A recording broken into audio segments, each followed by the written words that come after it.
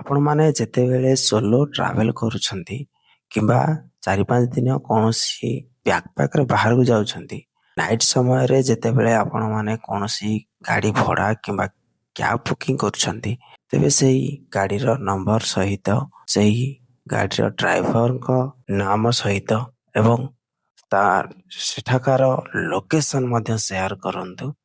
ଯାହାଦ୍ୱାରା ଆପଣ କେଉଁ ସ୍ଥାନରୁ ବାହାରିଲେ ଆପଣଙ୍କର ନିଜ ଲୋକ ମଧ୍ୟ ଜାଣିପାରିବେ। ଯେତେବେଳେ ରାତ୍ରିରେ ଗାଡ଼ି ଭଡ଼ା କ୍ୟାବ୍ କରୁଛନ୍ତି, ନିଜକୁ ସେଫ୍ ରହିଲା ଭଳି କ୍ୟାବ୍ ବୁକିଂ କରନ୍ତୁ।